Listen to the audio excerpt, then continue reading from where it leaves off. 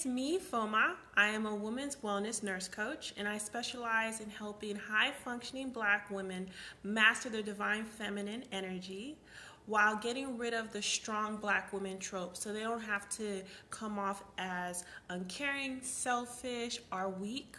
And what I want you to really focus on for this training, and it's going to be to the point so you can really absorb the information and hopefully watch it over and over so you can just get as much value. And at the end, I'm also going to share with you how you can work with me further so you can get the type of results that I talk about in this training. So are you living with the strong Black woman syndrome? And it's important to assess your situation because you are a powerful woman, and I want you to understand what the strong Black woman trope is and how it can be affecting your life in negative ways without you knowing it.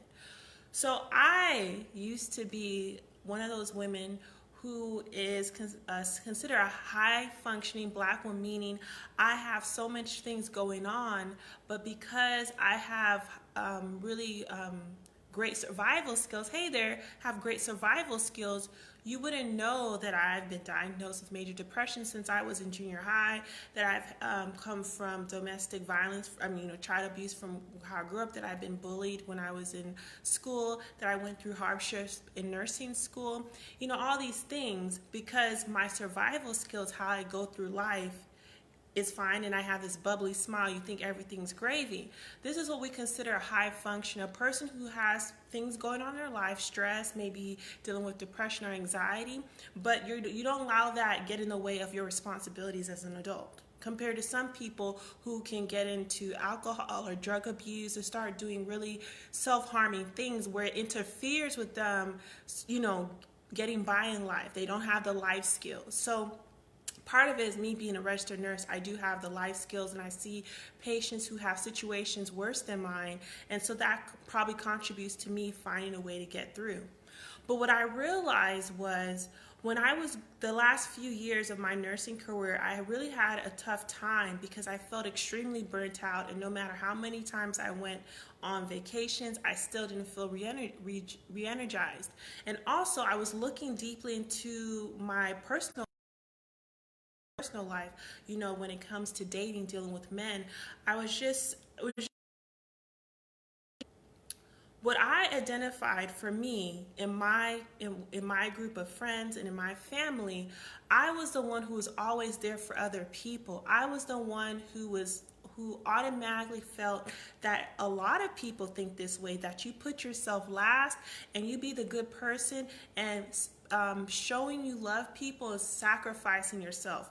By sacrificing my own needs, putting myself last is going to help another person, and that's the good Christian thing to do. Even though I'm not a religious person, I'm more spiritual, but that's the good old Christian thing to do, is to put yourself last, especially being a nurse in the hospitals. And I always say the patient comes first, which is a lie, because if you don't take care of yourself, how can you take care of the patient, right?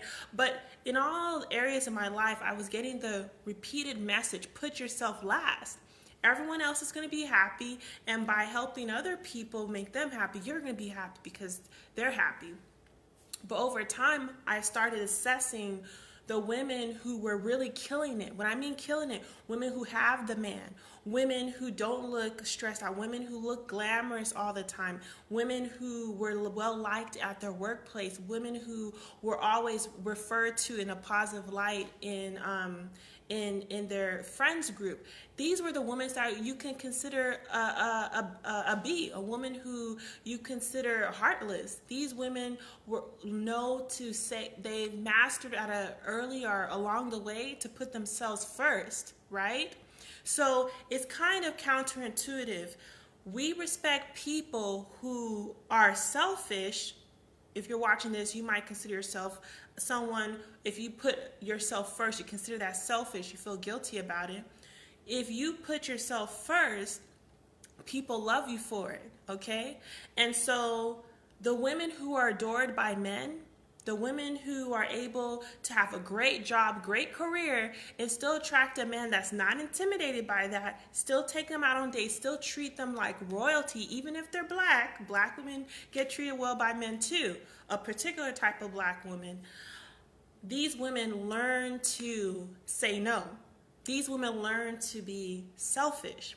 So if you are dealing with strong black woman syndrome, you either feel burnt out, your looks have suffered, you look a little your feminine essence, meaning you're not putting in the same amount of time in prepping yourself like you used to do back in the day when you had more time. And I don't know where you are in your life journey. I don't know if you have children. I don't know if you're single, and you might have some responsibilities that you feel is a barrier for putting yourself first, but it's still a choice, right? Strong black woman syndrome is causing a lot of health issues. It's causing heart disease, it's causing breast cancer, it's causing substance abuse, it's causing mental illness, depression, and anxiety, okay? We were not born depressed. We were not born with anxiety. I know there's some people who feel like it's a chemical imbalance, and that's true. But we start having chemical imbalances and nutritional deficiencies when we stop taking care of ourselves physically, emotionally, and spiritually, okay? So for me, I was diagnosed with major depression when I was in junior high, and then they tested me for a learning disability, and my parents were Nigerian, first generation. I'm first generation American, so they weren't into all that, so they didn't accept it. But my parents were going through a very toxic divorce, and so I would go home to parents who were not, I would say, putting their children first with their issues, and then go to school around really extremely wealthy people who and these children had, all the resources and stuff like that. So when you are depressed at like a young age, or even now, what that is there's certain environment and emotional and nutritional factors that aren't met, right? You go as a child being very happy to not being so happy, or maybe you're happy all your childhood and then as an adult you experience these feelings of being off.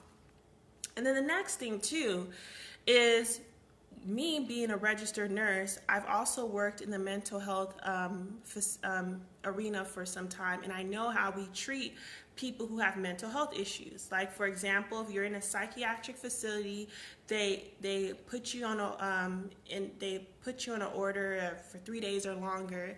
They treat people who have anxiety and suicidal thoughts with the same people who are paranoid, schizophrenic, or psychotic. So they'll put you in the same vicinity with people who have a mental health issue, but there is more on the extreme spectrum, while a person who has major depression or eating disorder is still mental illness, but they're not as acute as someone who has that. So as a healthcare provider who has a mental health wellness concern, you already don't feel comfortable getting help because you know how nurses are. I was around some nurses that I was shocked that they were seasoned mental health nurses. They made very judgmental comments about, the psychiatric patients. They didn't really want to engage with them. They would document false things because they understand that we wouldn't be reimbursed by the patient's healthcare insurance if we didn't say certain things to validate the reason for their stay. So here you are having nurses falsifying situations so the hospital can get reimbursed, right? So you're adding to someone's health record that can follow them and prevent them from having certain types of health services because they have a pre-existing condition. So these are some of the reasons why some black women do not seek mental help. Because one, if you do find a healthcare professional that specializes in depression or any mental wellness issue, or to discuss the issues that you're going through at work, what you will find is the practitioner, the therapist, the licensed social worker, licensed marriage and family therapist does not look like you. And so here you are talking to someone who's most likely Caucasian or non-black person, and you have these caveats that is the experience of the Black woman. So you're spending majority of your time in your sessions educating this person, or keeping certain things off the table, and it's very surface. So you realize, like, gosh, I'm not feeling any better, and I'm in therapy. What's going on?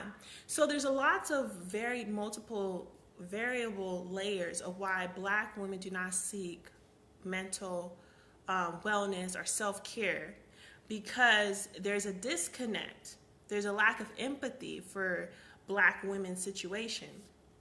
The other part of why you might be experiencing a strong Black woman trope, when I say strong Black woman, that means you're unable to show any signs of vulnerability, which is part of being feminine, letting another person know that you need their help.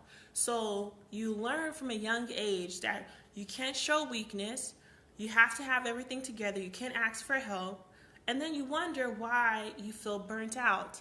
We are not meant to be everything to everyone, and we're not meant to do everything on our own. So a lot of Black women have this mask that they wear when they go to work or in their lives, where they smile when people ask you how you're doing. Even though you're feeling the opposite, you might say you're great, and you're not great. You might have a smile that you have everything covered in your job.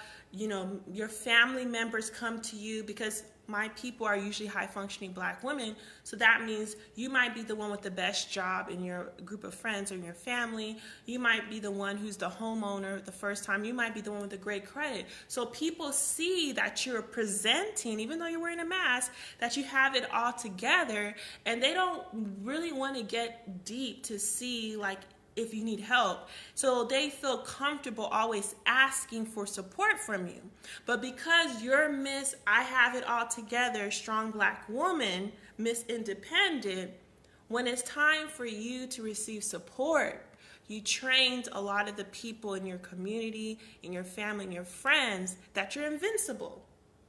So you train people to look at you as someone who's inhuman. And so that also builds resentment.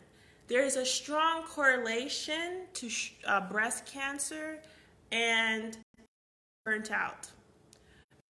Strong correlation with cardiac issues and being burnt out.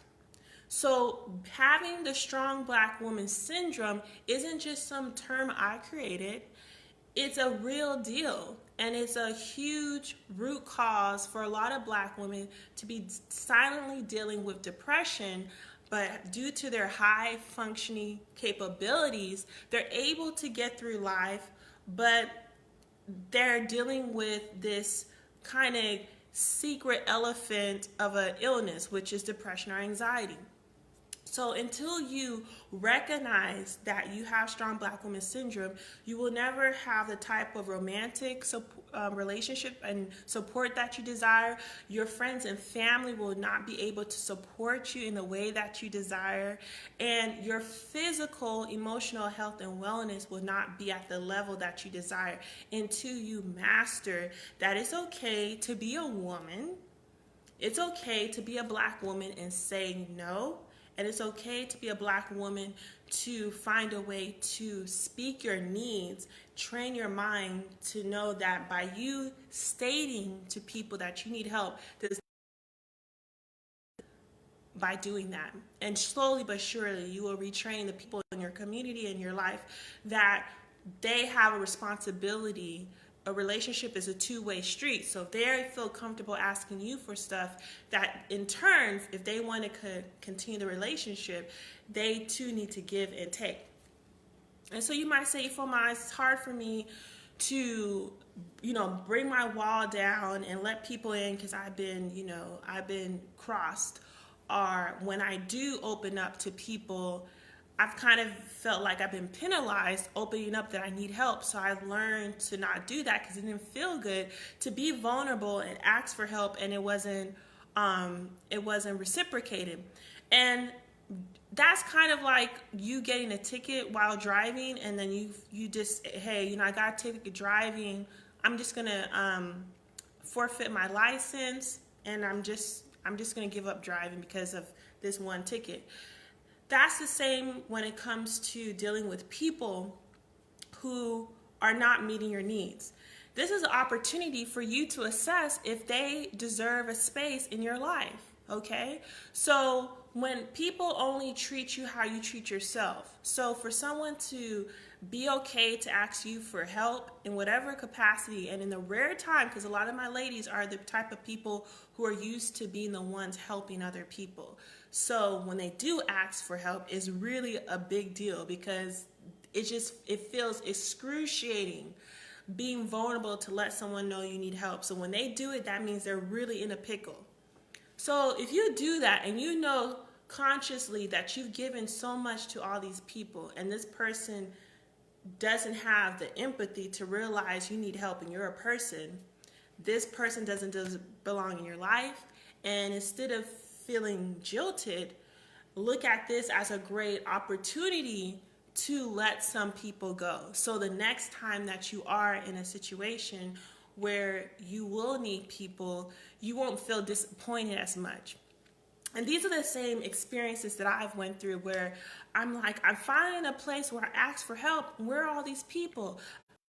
On multiple hands, I've helped XYZ person, but now when it's my turn, people want to be okay and say, no, what is that about? Now, me being a women's wellness nurse coach, I'm a registered nurse and I'm a women's wellness nurse coach, I have a choice of picking two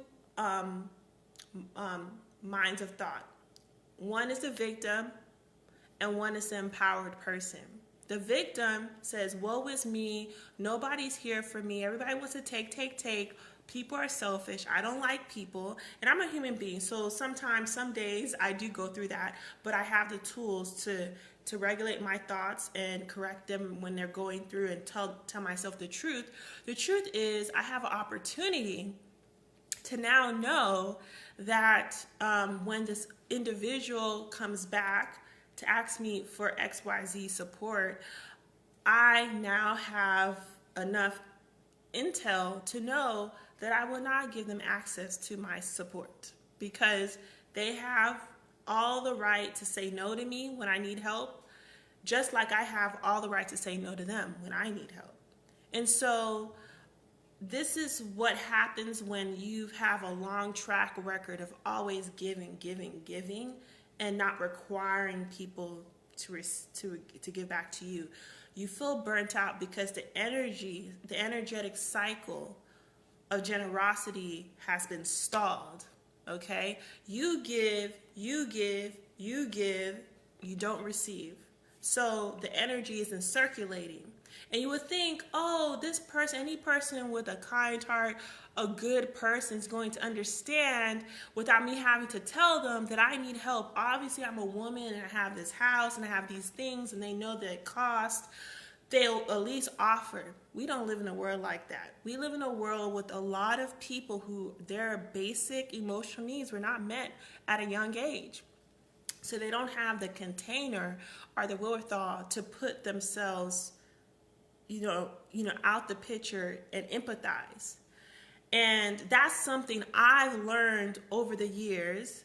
And if you resonated with feeling like you're always a strong Black woman in your situation, I would love for you to comment below or click like and say that, me too, I'm a strong Black woman, because I've been seeing a lot of things on the internet, and in my personal studies and working with my clients, I'm seeing the true causes my clients who are looking to improve their love lives, improve their business success, is due to them not having clarity that they exhibit signs of the strong Black woman trope. A lot of women who, for example, a few years ago, I used to predominantly only work with nurses who wanted to leave bedside to become nurse coaches. So I would create a simple self-study course that they can watch, but when it was time for them to actually market themselves or promote themselves so they can get paying customers, they will fall off. And then I would be like, what's that about? You have these amount of years of experience in nursing, you helped all these people in your personal life, you're saying everyone comes to you for advice, and now you want to get paid for it. So what's stopping you now from promoting your services, because if you can just do this for a certain amount of days, I know the clients will come. And they have this strong black woman syndrome where they are not comfortable putting themselves first. They're not comfortable being no nonsense and unapologetic that they deserve to get paid for their services, okay? So if you have friends who are asking you for advice and you know that you've invested money in a business development course or self-development course, and you took time to master the content, took time to implement it in your life to see results, and now your friend sees the results or family member, and now they want that same type of results, it's up to you to honor your self-worth and recognize that you sacrifice some things for you to be where you are today. And so for them to get the convenience of the type of results that you have, they need to find the way to pay for your program, services, or product. But if you are coming from the strong black woman syndrome where you feel guilty for asking for money, you feel guilty for having boundaries, not being everything to everybody, and you feel guilty for saying no, you will always feel burnt out. You will always attract men who feel comfortable asking a woman, you know, to drive them to work, to use their car, to borrow money, to pay for dates, to watch their kids, to help with their child support payments with their child's mother that they had with someone else.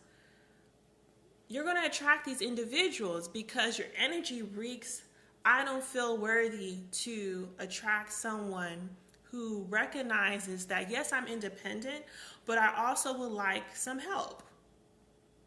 Just like that person who feels comfortable coming towards you doesn't think any less of themselves asking you for help. So what I also realized while doing the research and doing this work is that black women, there's the lack of network of like-minded women where we talk about our experience of recovery. It causes you to feel isolated in your situation where you feel like you're the only one dealing with certain situations, and it's not the case. Just by being in a group or environment around black women who have different examples of signs of the strong black woman trope could not only alleviate anxiety and sadness and self-judgment for being weird or unnormal, it can also make you feel more comfortable opening up, because mental illness only persists when you resist it.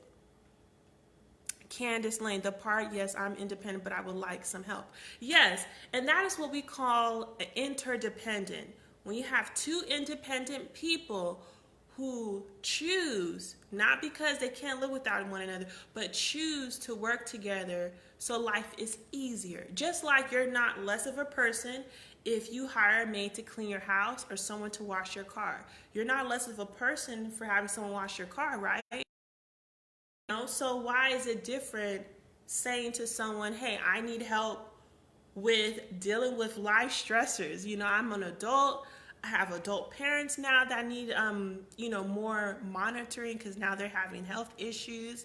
I just found out one of my aunties I wasn't the closest with, but I just found out she just passed. So this is the reality for women like us, is life fucking happens. So when life happens, who is going to be your emotional support corner when you're being the strong black woman?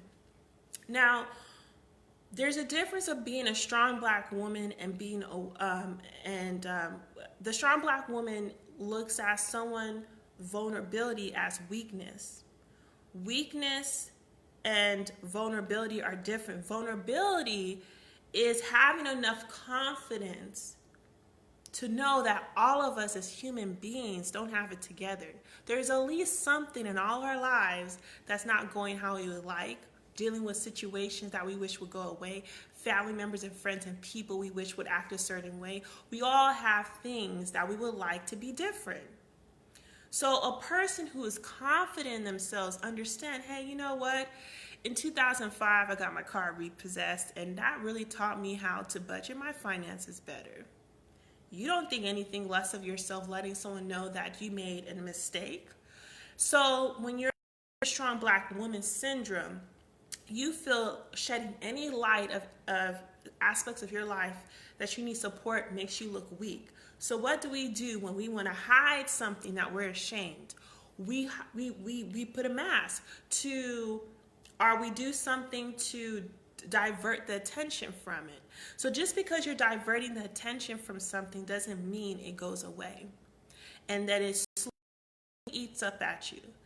Really curing or recovering from the strong black woman syndrome can prevent you for the most common health diseases that affect black women, which is heart disease, breast cancer, reproductive issues. When I really recovered from the strong black woman syndrome, at that same time, I was also working on decreasing my period time, which was at the worst 8 days heavy flow. Then it went to 5 heavy flow with really awful cramps. And the same time that I was going through the recovery, going through my protocol, the Strong Black Woman Recovery Protocol, now my period is not only consistent, it's actually 2.5 days now. And it's not even heavy. And I have just a pinch of cramp, but it's not that bad. But from all the way from, when I started my period at an early age at 10 to just 6 months ago, it was a necessary evil. No one explained to me what was going on with my womb space. No one explained to me what it meant to have a period that was 4 days or longer. No one explained to me what the color of the period means and the quality of it and what that means on how my womb is doing at that current moment.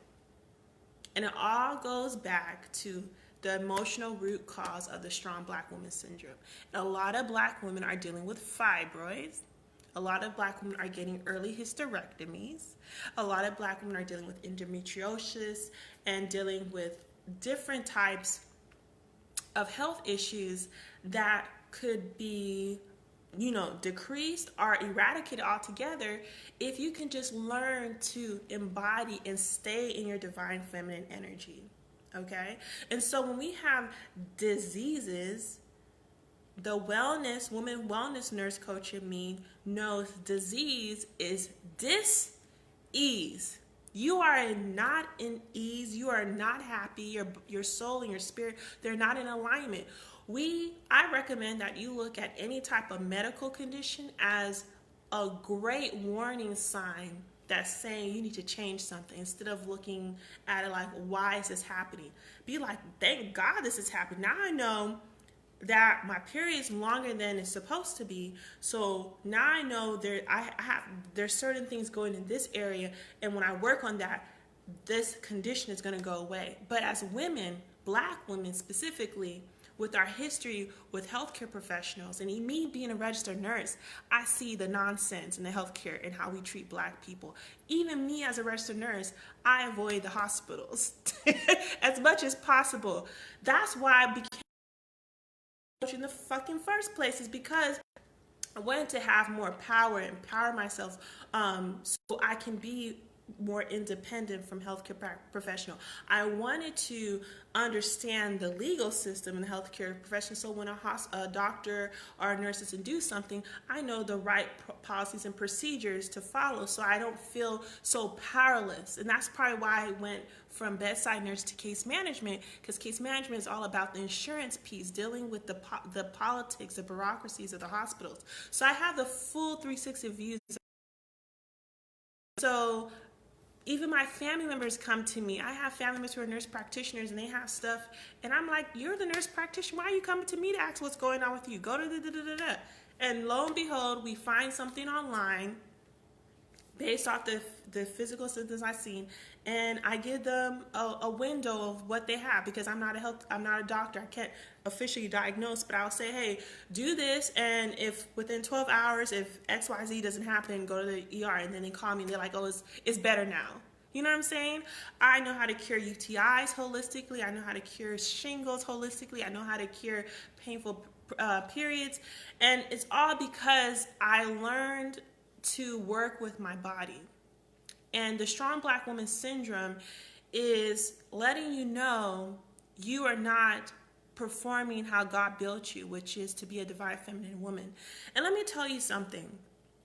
If you look at the strong black woman, you'll hear words like, you're so strong, you're so confident. You can deal with all these stresses because you're a strong black woman. You're going to hold it down for us. That's the same as having a pit bull dog. They're going to treat a pit bull differently. They're going to treat a poodle, right? They're the same dog. Some poodle species, they can be as large as a pit bull, but you're going to treat a poodle differently than a pit bull. They start with a P, but they're both dogs, but they're treated differently. Poodles, generally, they have more self-care. Their owners invest usually in a lot of grooming to make them cute. Poodles are display dogs. At least that's the general consensus. While pit bulls, their main function is to intimidate, to be ferocious, to be protectors. So the way they're treated are differently. I'm not saying you can't find a pit bull that's groomed well, but the majority of the time when we think of pit bulls and poodles, one is adored and is a showpiece, delicate. The other one is ferocious, is indestructible. Their grip of their jaw can break necks, blah, blah, blah. And that is similar to how the black woman is looked. The black woman in general society is looked as a pit bull. Strong, ferocious, can put her through so many awful, inhumane situations, and she's gonna find a way to get through because she's a survivor. Not look at her like she's trying to survive and this is not her ideal point of living, but a lot of people in society think black women are just love being in the survival role. There's a lot of articles where doctors are trained that black people have a higher tolerance of pain. Doesn't that sound like a beast? And so now I'm very conscious using the word strong. I don't like using the word strong. I prefer to use fierce, resourceful, but when you start using these masculine terms, understand the intent of what the person is doing. The person is trying to gaslight you so you don't feel any sense of uncomfort when they're trying to overwork you. And when I use the word gaslight is when you say, hey, you hurt my feelings when you call me fat. And the person's like, oh, you're too sensitive. Obviously, you're overweight. You weigh X amount of pounds. You're too sensitive. I didn't mean it like that. I'm just really trying to help you so you can be more mindful of what you're eating. So here you articulated to this person, hey, you hurt my feelings, trying to exert some form of boundary, structure, and they don't respect what you're saying, and they don't want to take accountability of what you're trying to say, and so they tell you something so you feel guilty about exerting your boundaries. That's what gaslighting is. So when we use strong, independent, you don't need a man, people are putting curses on you and you don't even fucking know it. Words are spelled. Spelling is spelled. Abracadabra is creating something. It's Hebrew for creating something out of thin air. So words have meaning. So I recommend, if you can get anything from watching this live right now, is to transition from saying I'm Miss Independent. That's like saying I brush my teeth every day. We don't need to say certain things. Of course you're independent. That's the whole point of being an adult. But now you do need a man. You need a man to live. You need a man and a woman to have a child. You need a woman to give birth. You need a man's seed for the woman to give birth in the first place. So when women say, I don't need a man, that is the dumbest thing I ever heard in my life, because you wouldn't even be here if you didn't need a man, okay? We need a man. Men need women, and women need men for different reasons. Now, there's men who will try to gaslight you and underplay your influence and your purpose in their lives, so you don't ask for certain things, you don't have high standards, but in the end they need you. That's a different topic, but we need men. And once you start getting to the point where you are okay saying I need a man, your energy is going to be different. You're going to smile more. when men offer you to help you with something, even if you could do it, you're gonna be like, hey, yeah, I do need help with that. You know? And when I was performing the Strong Black Woman Syndrome, I would have men ask me, oh, you need help with that? And because I didn't want to seem weak, I would say no. I remember I was in a grocery store and this man, I think he was Indian or Middle Eastern, I don't know exactly where he came from. He offered to pay my groceries for nothing. He's like, oh, do you want me to buy your groceries for you?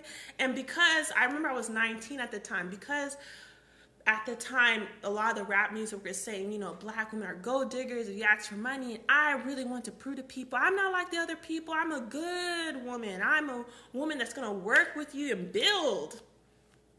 This man wanted to pay for my groceries when I was in the line. And I said no. If that happened to me right now, the response would be totally different. And that's because I didn't have someone like I am now for me back then. And that is the beauty of growing, is because it's never too late to be that change. And so creating this video, this live training for you, is to interrupt possible, okay? When you understand that you are performing a Strong Black Woman Syndrome, and that it's okay to ask for help, it doesn't make you less of a person. And the last point I want to leave you with is really important. A slave, a warrior, and a goddess. They're both, all three personality types are thought of as strong. But the slave isn't respected. The slave is abused.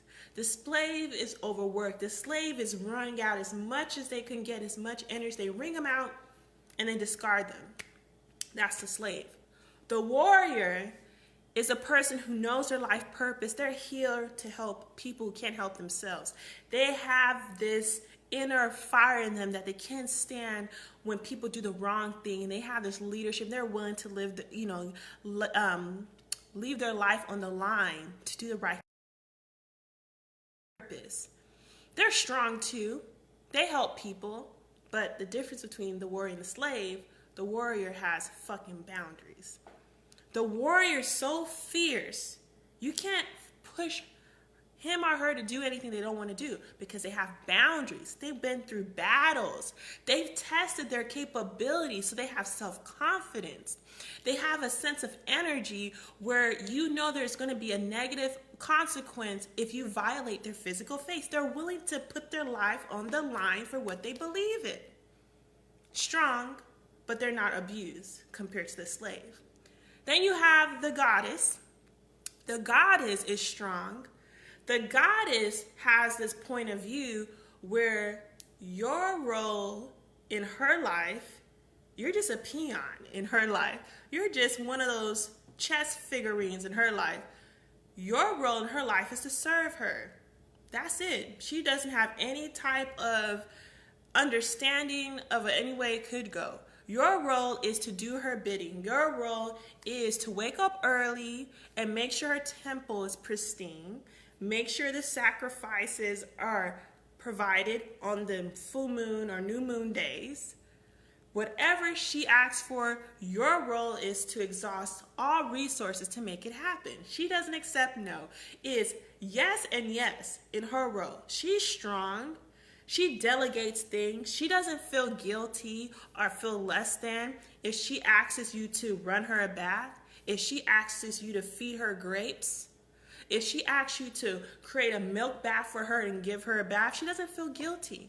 But she's asking for so much help. She feels worthy for people to dote on her.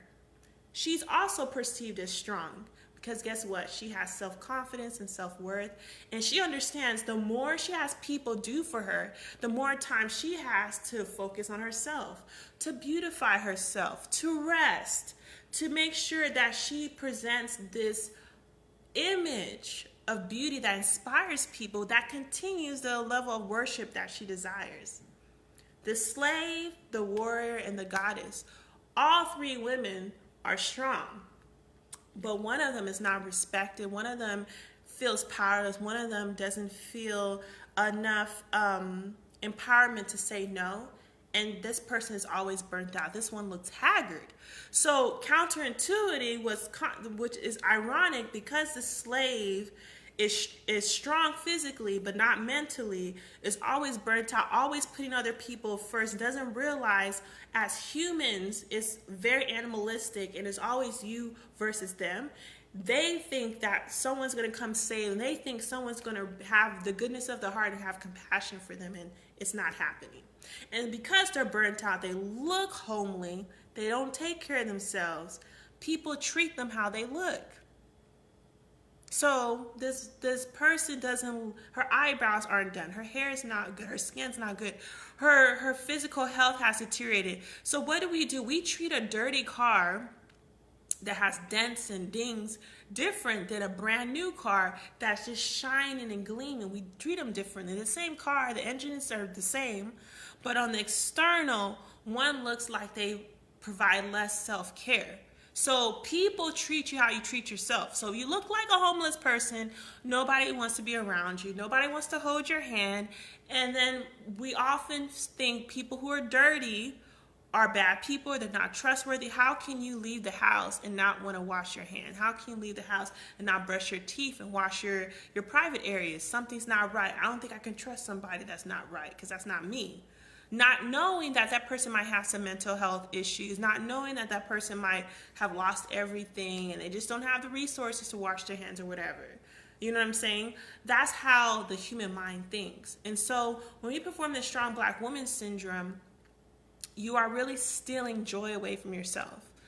And the key to having a successful business, a successful love life, a successful altogether prosperity mindset is understanding, just because some of us come from slave ancestry, because the black diaspora is very diverse. Some of us come from slave ancestry, some of us from the Caribbean, some of us from Africa, some of them from Latin America. It's all diverse. But all of us know how it feels to be oppressed or discriminated or have resources not available to us based off how we look, that we have no control over. And having that silent bully, I call racism the silent bully, really fucks up your mindset, you know? And black women perform and have a mindset of recently freed slaves. You got a lot of black women have the mindset of a free slave. You just recently were freed. So you still have this kind of come save me mindset. And at the same time, you're not aware of how much power you have because you've been enslaved for so long. And I don't say this to be callous or flippant about what slavery is altogether. But I am saying it because black women perform as free slaves. A lot of black women that I know on paper have better qualifications than other cultures. I don't believe in different races. I believe we're all one race. So I say different cultures versus races. A lot of them look better than certain women, but their life is significantly less quality because they don't feel they're good enough, which is what slavery does. Slavery was a psychological brainwashing for you to not ask for more, for you to not realize how powerful you are. And when it comes to men and women, black women have it the worst because black men also are suffering from slavery effects. Black men, all the other cultures perceive black women as the least desirable, not because we're not attractive, it's because we have the least amount of power. Does that make sense?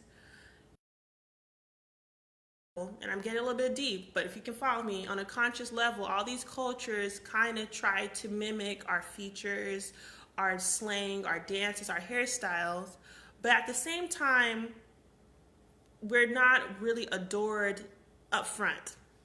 And why is that? It is because if you let someone know how desirable and powerful they are, they're going to start feeling themselves. And when they start feeling themselves, that's going to change the power dynamics for the people who are currently at the top. It's just a survival method. And a lot of black women, and I can speak as being a black woman and a nurse, a lot of black women are living in lifestyles because they don't feel they deserve better. So I was asking myself, because my life recently changed, I followed this protocol that I'm telling you right now. I was saying to myself, why did I just get this big epiphany? I realized I didn't attract the type of men that I do now because I didn't feel they exist. I didn't feel that it was possible. So whatever you don't have in your life is because you don't feel it's of slavery. To really make it seem to just be happy with some food, and maybe you get one day off on Sunday to go to the whatever church they tell you to go to, and then you just be okay going to work. Black women are okay with dating men who feels okay to give them a child, but not okay to marry them. They're okay with men calling them females instead of women. I don't see other cultures call their women females. When was the last time you heard a Latino, Asian, or Caucasian person call a woman female? I don't know any other culture that calls themselves a bitch. I'm a bad bitch. Bitch. And black women call themselves the N-words. The men call themselves the word. I don't know any culture that calls themselves animalistic names for terms of endearment. Two, I don't know another culture that is so educated, yet we still get paid 69 cents to the dollar of a white man. That doesn't make any sense. So that is a strong black woman syndrome. The strong black woman syndrome feels guilty for asking for better treatment. And so instead of asking for help, she assumes more responsibility. So she gets a pat on the head for being a good person, hence slave. And then over time, she goes from being a divine goddess woman to a slave. Not because that's what her role is, but that's the type of mindset she's adopted. And she's been trained that way. Okay? Now, it doesn't have to be this way. This can change in 24 hours for you. From living your life as a free runaway slave, 6 months, a lot of black women are acting like slaves, and you can go from living your life like this to 24 hours from now having a different life. And the one thing you need to do is say to yourself, I am good enough. Say to yourself, I'm good enough. Because what I realized in doing my work, hey Nikki, hey Natasha and Candace for watching, what I've learned from doing my work is what makes a woman attractive is not her physical beauty. It is her self-confidence. And so if you can say, by me waking up this morning, I'm worthy for whatever I desire, because I have a relative who lost their life last night. I wasn't the closest to this person, but it's still a shock to the family. You are worthy. Not everyone is going to make it tomorrow. I'm just being honest. And a lot of my people on my page are nurses like me, so we see how life is fleeting. The strong black woman syndrome is a huge epidemic, and it's a silent epidemic because it's emotional and spiritual and racial. And the reason I got to this root cause is because I've been working for the past few years with nurses, and I would train them, but there'll always be a disconnect when it's time for them to sell. I will work with women to improve their dating lives, but there'll always be a disconnect when it's time for them to actually implement these standards when these men would approach them.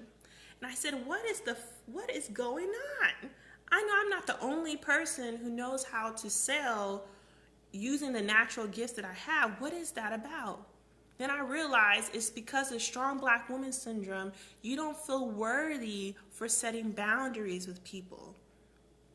Every woman that you aspire to be or you respect is because they embrace being the bad guy. I need you to be that alpha female in your life, alpha woman, no female.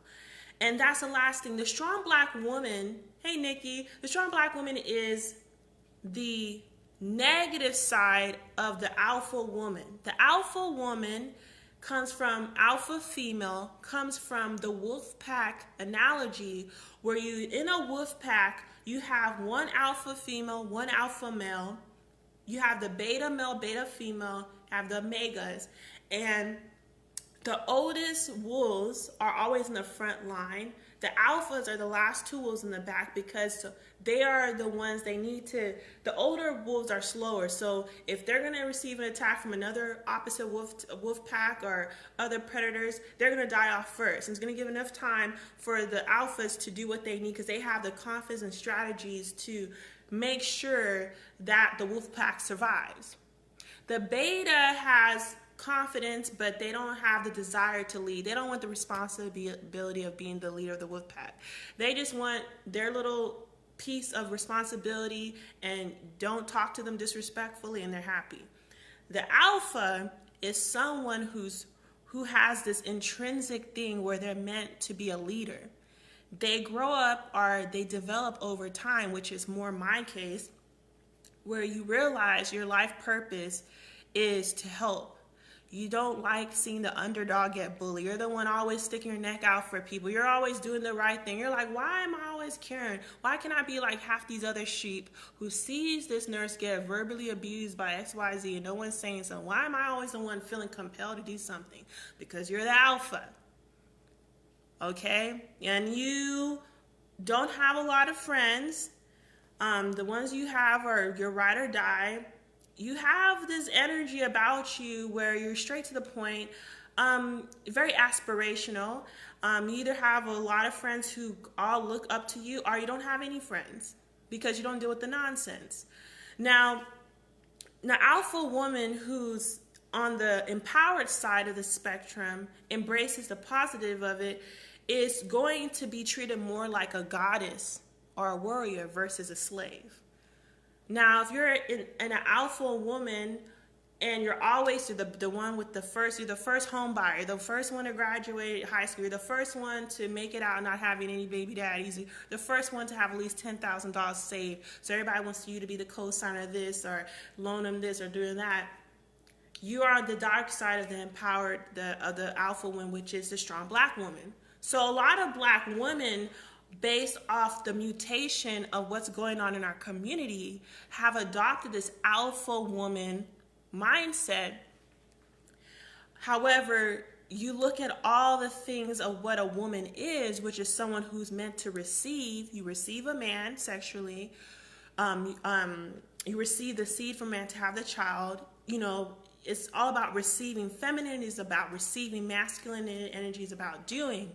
So when you as a black woman thinks of asking for help, you think that's negative, then you go into the dark side of looking like a mammy or looking like Celie from The Color Purple because you're just abused. You don't have time for self-care. That's the difference between a goddess and a slave, is the amount of self-care. Okay? And so a lot of black women are alpha women based off a genetic mutation called racism.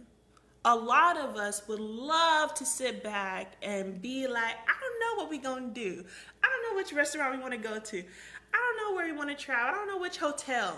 But because we have men, and some of you might be raising them at this moment, who have not really understood what it means to be a man, the woman does not feel safe. So when a woman does not feel safe, her masculine energy steps in. It's almost like she becomes a woman with personality disorders. Children usually, or women who've gone through traumatic situations, as for their psyche to survive, they develop multiple personalities to step in to protect them when they don't feel they have the life skills. So they develop these alter egos or personality types to survive a very stressful situation, which is common for sexual assault survivors. I'm not saying all sexual assault survivors have personality disorder, but it's a root cause for it, right? And so when a black woman comes from a family where she only sees her mom being the main provider. I grew up seeing my mom being, both my parents worked, but I grew up in hit high school. And my mom always made more money than my father. My mom worked more than my father. I didn't see my parents together during the crucial years, my teenage years, so I feel it's normal for a woman to make more money than a man because that's what I saw. And that's what we see a lot of black women do. You know what I'm saying? So, and I know a lot of black women, and some of you are mothers right now, you need to ask yourself, when have you spoken to your children on how they're going to deal with the opposite sex? I didn't get that talk. All I got was, don't become a woman woman having children out of wedlock. Get through college, leave the boys alone. And then once you get the degrees, you get all the pressure to get married. So they didn't give you the tools, they just told you what to avoid, which is a common situation for highly successful, high functioning black women. And the reason why your relationships with some of the men you have aren't where they are, it's not because something's wrong with you.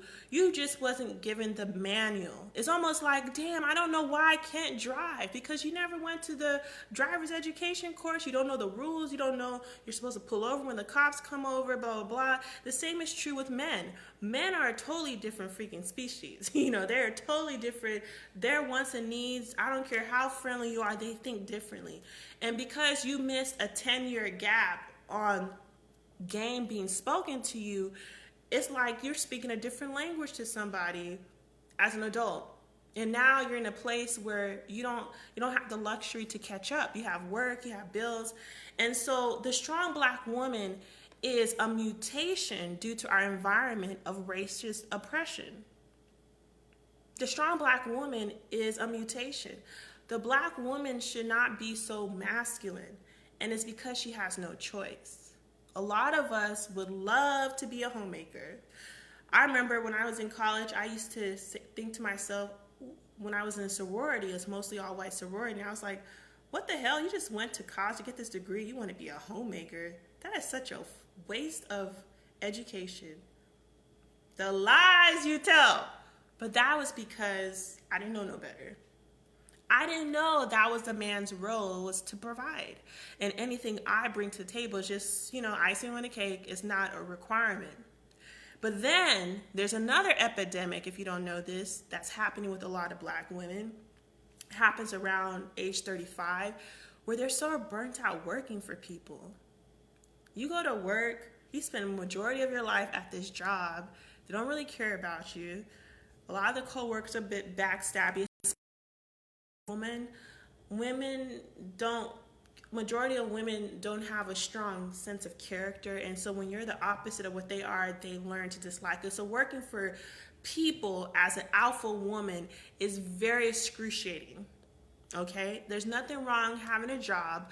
However, if you're an alpha woman, it's going to be excruciating for you because you live by a different set of rules. You're bold. Being an employee is doing what you're told. It's more like statutory rape. Rape is very, aggressive, violent. Statutory rape is you're taking advantage of someone who doesn't have the full mental capacity of the ramification of what they're doing.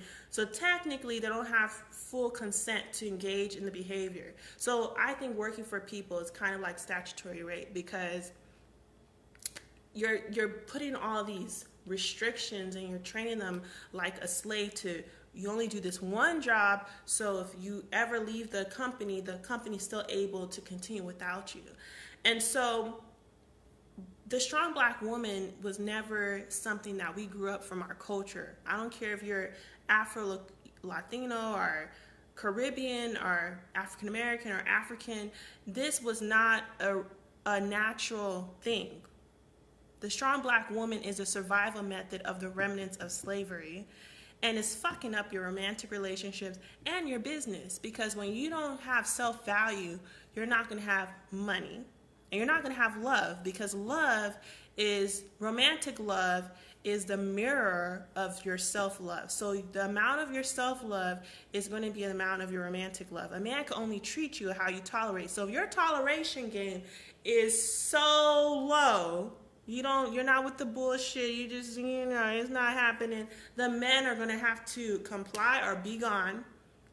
But if your self-love game is really deficient, your tolerance is high, So when you tolerate high stuff, you're going to have all these riffraff people, riffraff men, riffraff friends. Everybody's riffraff. Okay? And so I'm really passionate now. Over the past 3 months, I've been really experimenting with different types of niches and topics. I was talking about Black femininity for a long time and dating, but I was getting bored just talking about dating. But I was like, the femininity, there's something to it too. And I loved business, and I love talking about money, but I didn't want to talk a fuck about business all the damn time. If you're watching this, you might be like me where you're multi-passionate. So finding that sweet spot is always a challenge, because it's just like you don't want to neglect one. So what I realized is I love supporting women of color. I love talking about wellness, and I love supporting women, and I love helping Black women reconnect with the divine feminine energy, because once you reconnect with your divine feminine energy, everything is changed. It's not just consolidated to one aspect of your life. It's not just consolidated to you just attracting a healthy, quality, romantic relationship with a high caliber person. It also improves your business. It improves your career, because everything improves when you improve your self-worth.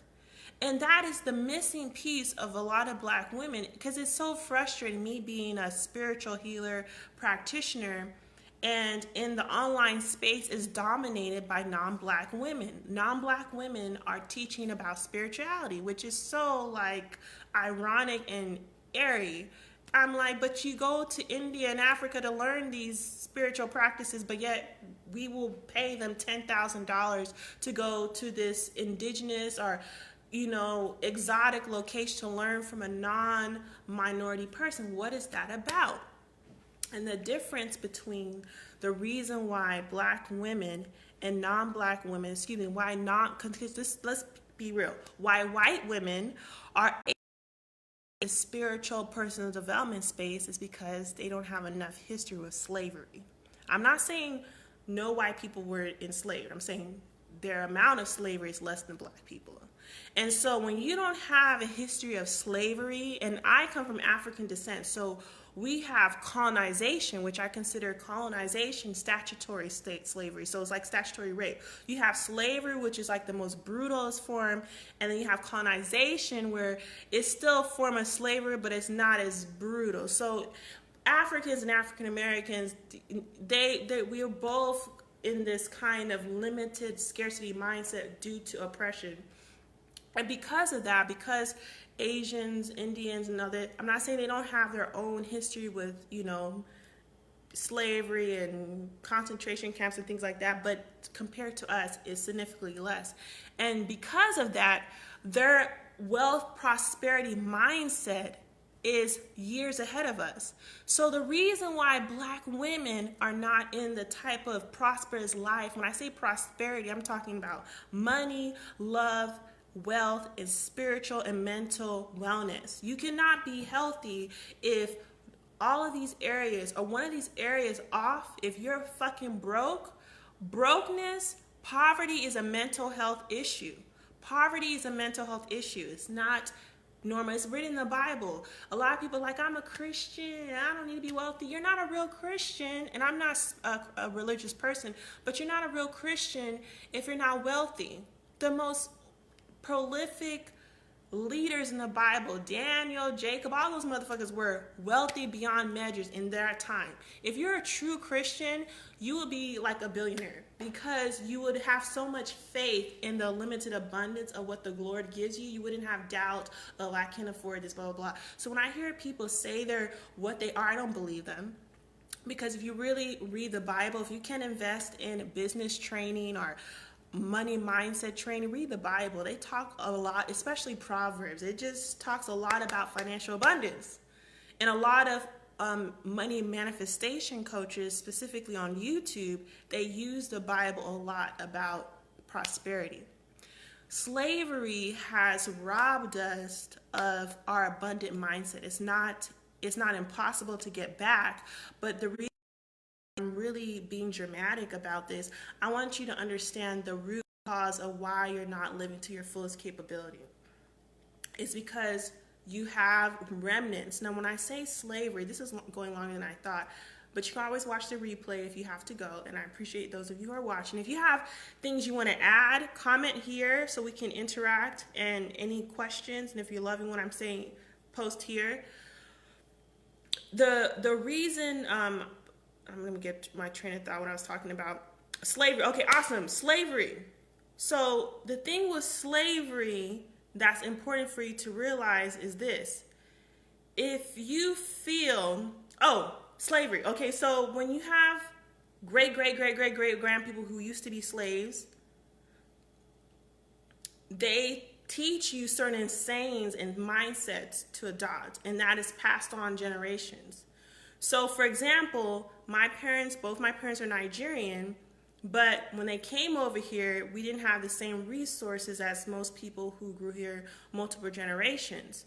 So my mother had no choice, in her eyes, to put me in daycare. And she put me in daycare with some really questionable individuals, which is probably one of the reasons why I chose to have children later on in life, because when my mother, she's a nurse practitioner now, but when she came to America in 83, she was college educated. A lot of foreigners have this problem.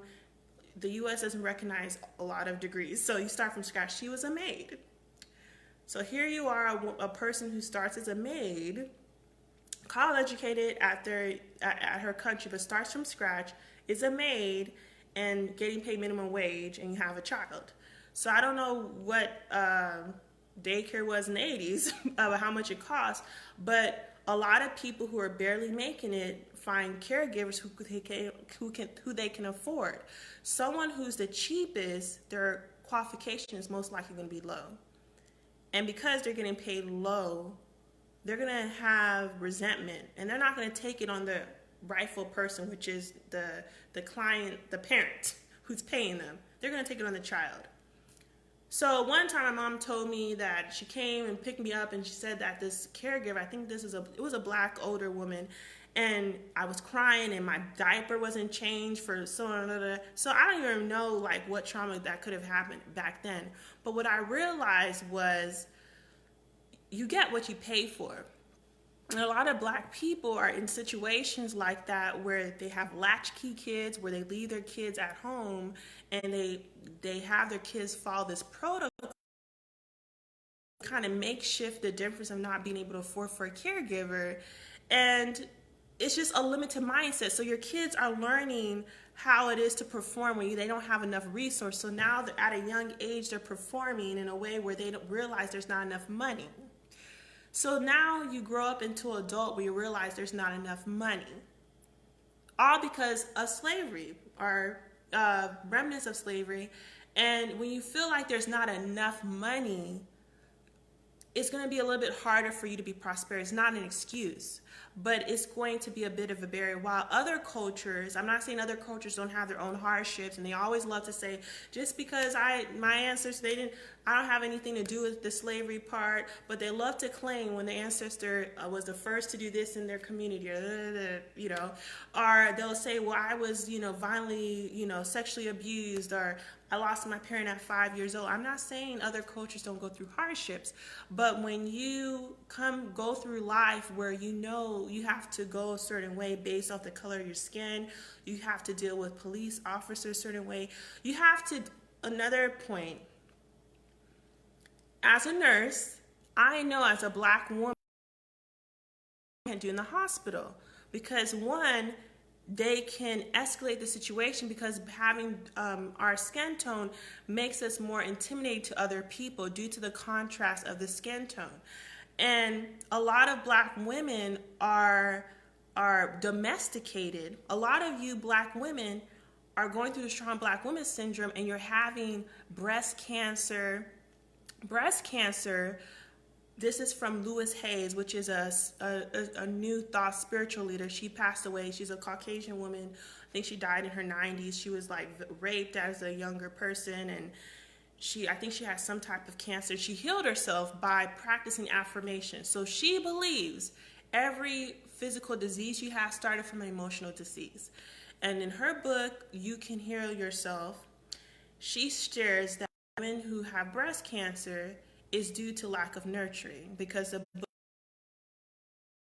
people.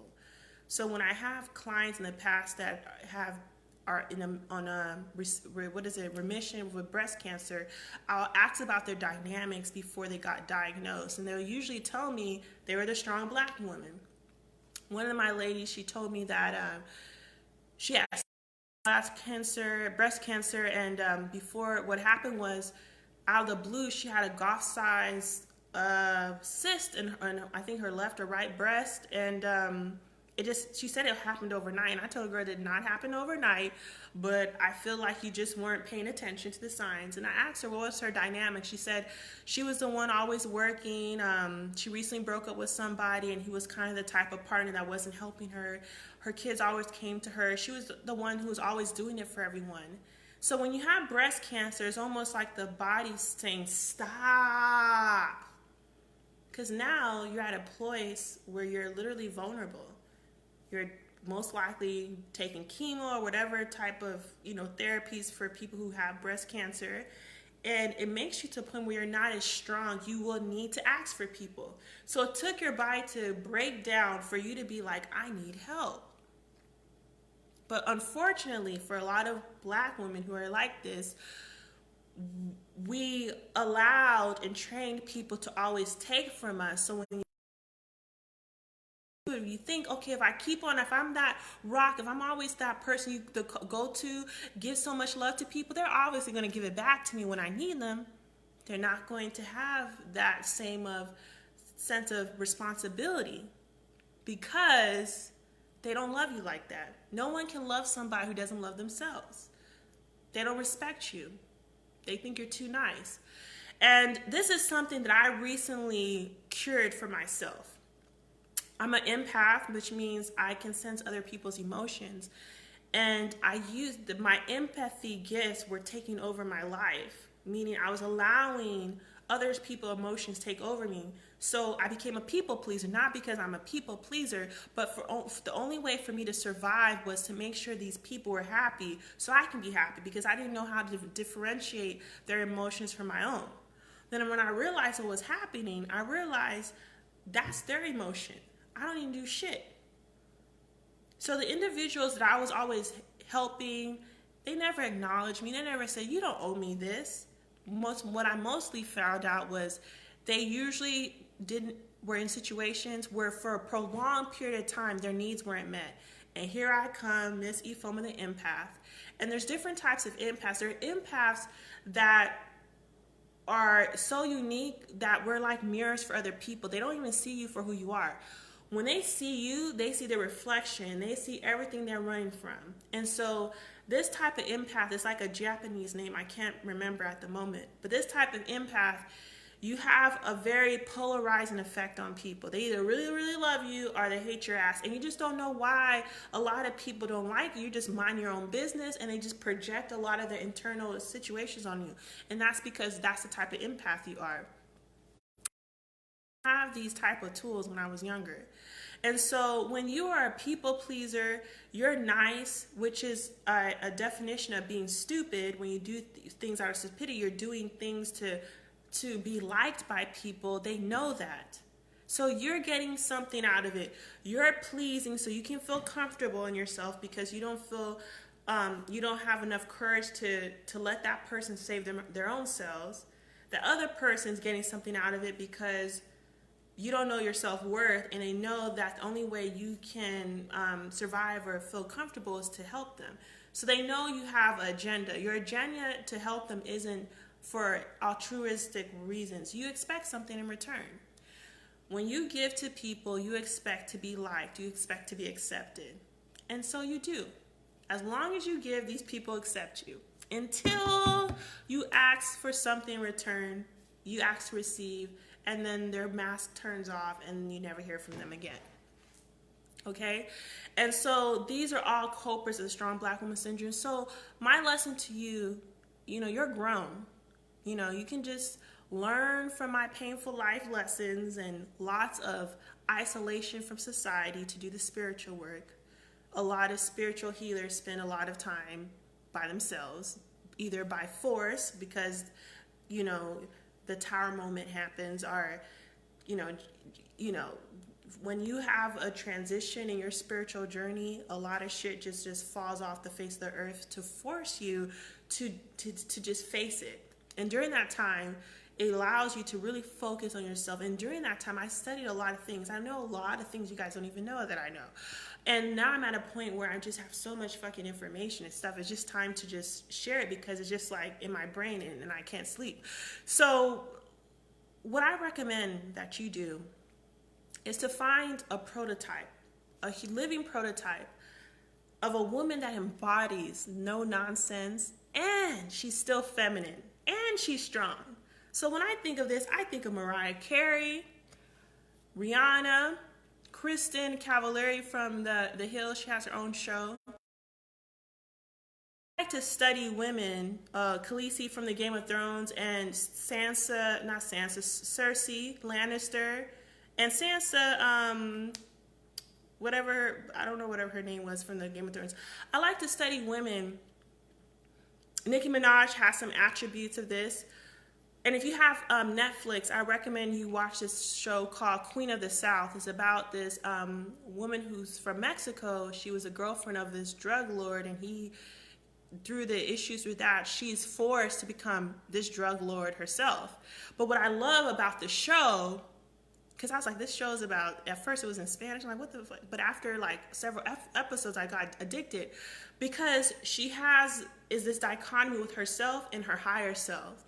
So while she's going through the journey to be this like respected drug lord, her higher self is always talking to her through these crucial moments. It's almost like what we should have for ourselves. So she becomes this drug lord that is respected, but she has a sense of code. I don't know if it's because she's a woman, but she's not completely ruthless. So the beauty of watching is Queen of the South that I love. It's on UPN or USA or something, but you can watch the episodes on Netflix as well. What I love about this show is that she shows you how you can be an alpha woman without having to be completely masculine. All the men, her crew, they just want to serve her. And I won't tell you the whole thing, but she goes through this situation where she garners the respect for the men. So they just want to serve her. They're willing to die for her. And she's still feminine. She's not the typical, what you think of a woman in leadership, where she has to be very masculine. When I think of that, I think of Hillary Clinton, where for her to be a leader, she just is very masculine. So she's very feminine. Men adore her. Some of them, they have a crush on her, but they don't cross the line. They're willing to give her life for her because they believe in her mission. They believe in what she's trying to do. She realized she was given lemons, so she made lemonade. So she's in the drug game, so she wants to be the best at it. So they're willing to serve her. And then I was like, this is how Black women should be treated. Black women should be unapologetic to be at the highest point of leadership and have knights of shining honor willing to fight for her, willing to fight wars for her. But again, guess what? She's not Black though. She's Latina. Latina women are embraced for their feistiness and their sassiness, and it's considered sexy. They use passionate and fiery. While Black women can have the same situations but not speak Spanish, and she's Miss angry Black woman, ghetto. She's one of those city girls. She's trying to be a city girl now. All this nonsense. And it's really sad because the women are doing the same thing, but the perception of Latina women compared to Black women is positive. Candace, Queen of the South, has been watching it for years. Exactly. So you see what I'm talking about. So the women on that show shows you that is the positive side of being an alpha woman. So that lets you know you can be the leader, you can own all the homes you own, you can be the charge nurse or the director, whatever you want to be, and still attract a man. And the men on this show, they're not wimps. They're alpha. I wouldn't say they're alpha males. They're they're beta males in the sense that they have strong backbones, they're ruthless, they're willing to die for her, to kill for her, but they don't want to be the boss. The most recent, I think they have a new season coming up because I don't have Netflix at the moment. One of her became one of her people because they respect her. And there's a scene where she was, in the hospital for whatever reason, so there's no leader. And her right-hand man said, I don't want to be a leader. I just want to be the right-hand man. I want to be her advisor. I don't want to be a leader. That's a beta. He's very strong, very fierce, but he doesn't desire to be the top dog. And then there's another one who was based out of Mexico, and he was doing managing her cartel there, and they were afraid that he was going to come and take over, knowing that she's, vulnerable. She's in the hospital, so they thought he was going to come and take over. And he says, I don't want to be the top dog. I respect her. I want to serve her. But he's ruthless as well.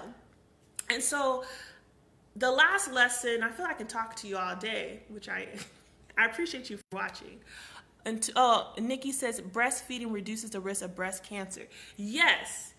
And if you have breast cancer, that is a sign that you don't feel nurtured. So when a woman is not nurtured, her body's going to manifest that shit, okay? By mental health, I feel mental health biggest, most profitable industry because people are ashamed to talk about it, specifically in the Black community for many reasons. And me being a mental health professional, seeing licensed nurses who work in mental health facility and how they're kind of a little funny, I can say about it. But that's the biggest form of prevention wellness, if you can get into mental wellness, because everything starts from a dis-ease, a discomfort situation, and then it manifests. When people have cardiac disease, unless it's genetic or congenital, it's due to lifestyle, right? So when someone is not eating correctly, it's because their life isn't going correctly. When you're not eating the right foods, your life isn't going well. When I was eating, I remember I was going to In-N-Out like 4 times a week at some points, and it was because I was working 12-hour shifts. I had a nice 6-figure job, but I wasn't happy with what I was doing, and I wanted some sense of power. I wanted some sense of pleasure. I haven't dated in years at the time. I wasn't happy with my career. I was in this crossroads. Should I become a nurse practitioner? I just withdrew from one MP program. It was just like I just felt lost at the moment. I didn't have any pleasure in my life. And so food was a sense of pleasure. So I didn't crave salads and vegetables. I craved, fries, something very salivatory, And so when you eat those types of foods, those are what causes cardiac issues and causes high cholesterol and high blood pressure. And someone doing that over 15 years, 20 plus years with compounded interest is going to have cardiac issues and might need a stent placement. But if we got to that person when they weren't happy with their lives, I have the tools to be aware and reflect on what's going on in my life. I'm eating this shit. What's that about? Oh, okay, I'm having this in my life. That's why. Most people, they don't have the tools and resources to assess what's going on. And so if we can get into many of these Black people, these Black women who are being the strong Black woman trope in their community, in their families, and said, girl, if you don't get your stuff together, in 3 years, you're going to have stage 3 breast cancer, and half of these motherfuckers are not going to be here to take you to your chemo treatments or be with you when you are very nauseous or when you help you pay your bills. It's time to get it together. If we could have been there for those individuals at that time, a lot of things can be eradicated, but it's not too late because there's someone at the beginning stage right now. There's someone at the beginning stage right now who feels guilty to ask for help. And that is my passion about doing this live. I'm tired of seeing non-Black women in the spiritual space talk about wellness and chakras and crystals and CBD oils and vegan and keto. just because they didn't go through slavery, they don't feel any shame for asking about money. There's this one woman named Amanda Francis. She's like the money queen, and her because she did this video on YouTube a few months back when she talked about white privilege. And I was like, finally, one of these spiritual gurus acknowledges it. And I can always respect someone who acknowledges, like they have what's the word? What do you call it? They had I don't know, a head start at something. I don't feel it's an excuse to not live the life you want because of being black, but when people acknowledge that their hand was dealt something a little bit more appetizing, salute to them. And this woman, I think, made almost $1 million off a launch. She has this money course that's like $22,000, and she just talks about helping people manifest money. It doesn't have to be related to business. And it's a course. It's not even a live program. It's a course that she's done over 7 years, and she just updates it with fresh material. And all she does is just Instagram. Her stories are like 30 stories a day. Every day she posts. She's not a nurse. I think she's a therapist, but she dropped out of her PhD program. And she doesn't have this guilt or unworthiness about money. But there's black women who are in her course that give this woman money. This woman's not going to promise you're going to have the same type of results that she has. But because you see her walking the walk, consistently showing up on Instagram, on social media, you want a piece of her confidence, her energy. And the quickest way to get in someone's energetic space is to purchase their programs.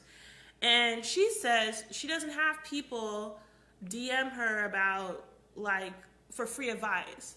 She doesn't have people, like, email her, I wish I can get your program, but I can't afford it.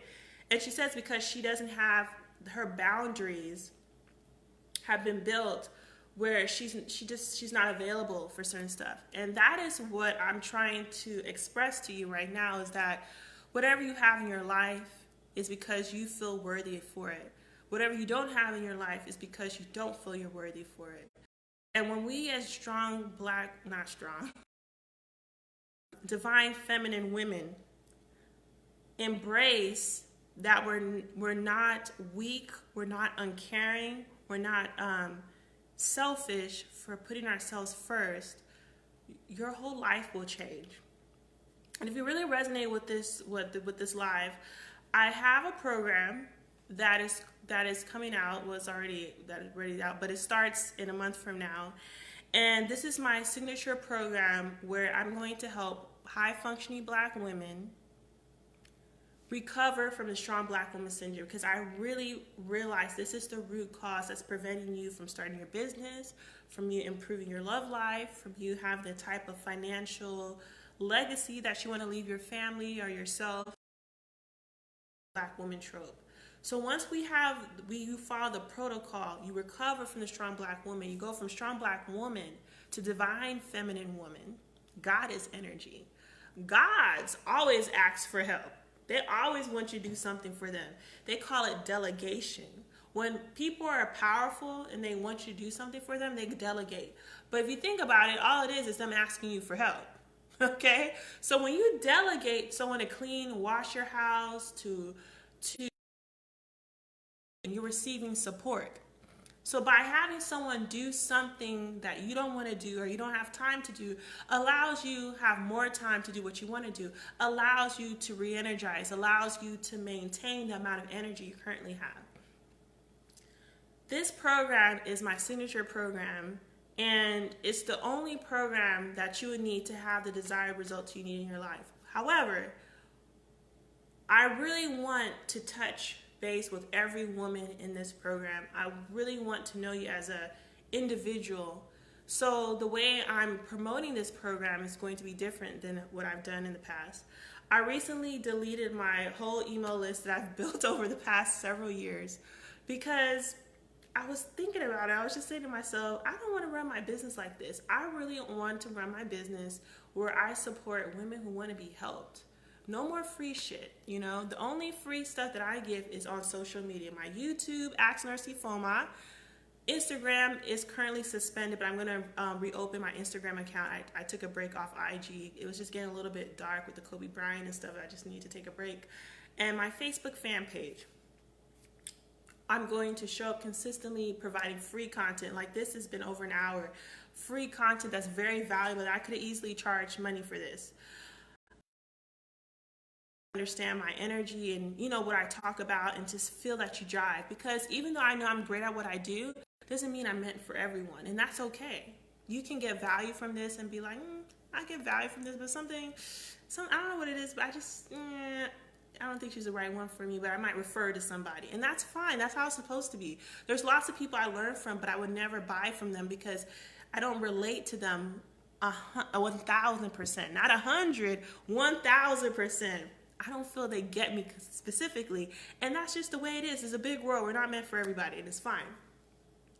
This program, I will speak to you. I have an assessment where I will assess if you suffer from strong Black woman syndrome. There's a 90% chance you do suffer from it if you feel called to speak with me, but I'm going to get to the root cause. I'm going to get really deep. Even the application asks some deep questions.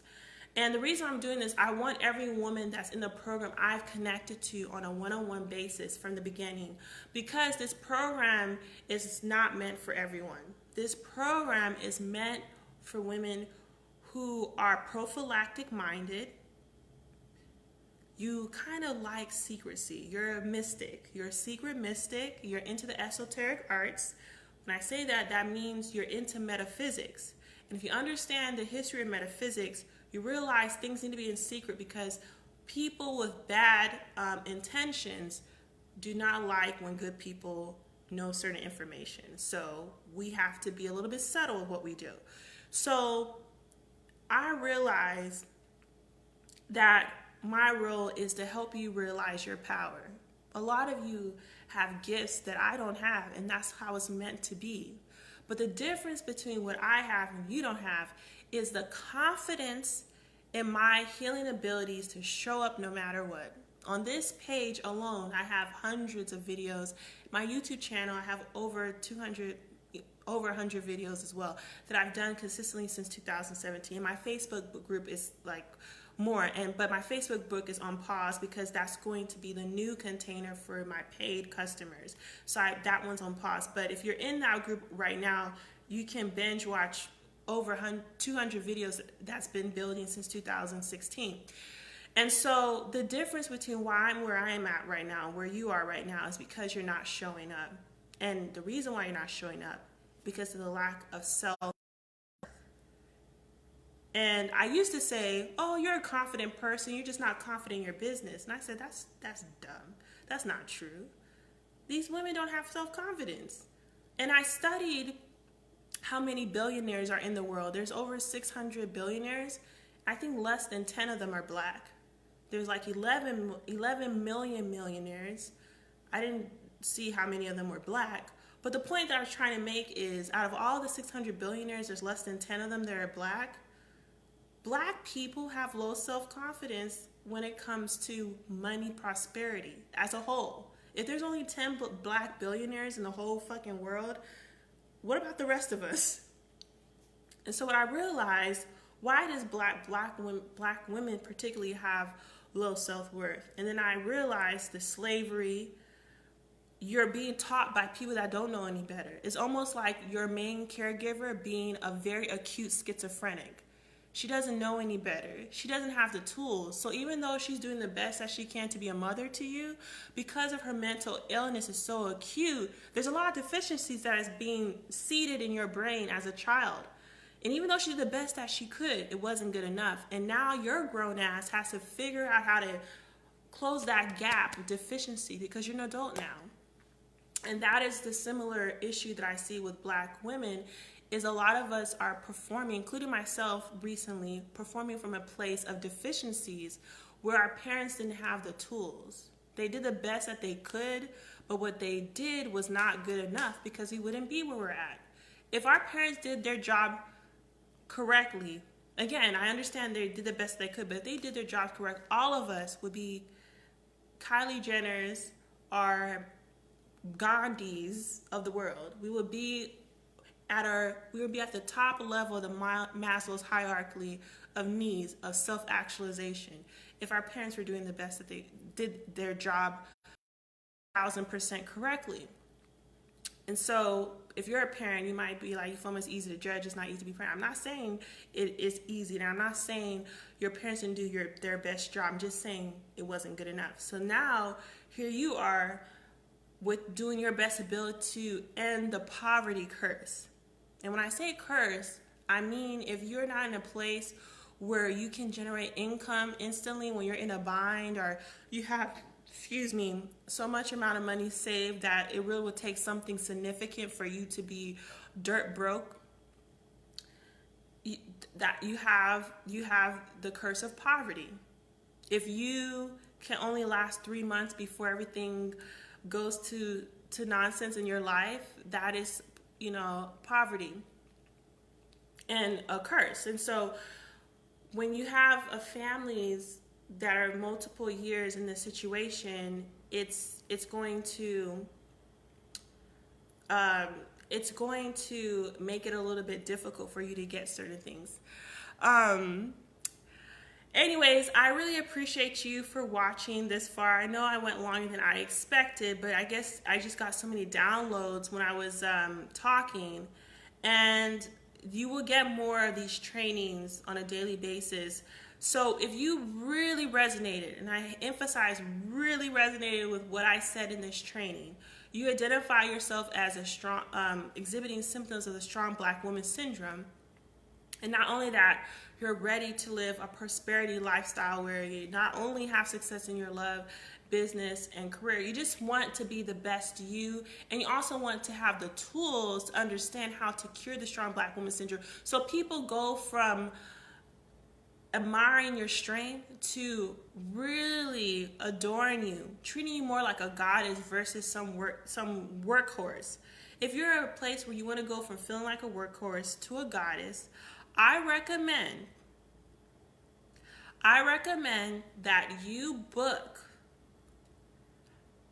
I'm thinking of the name. You book an application consultation with me, Woman Recovery Protocol application for my program.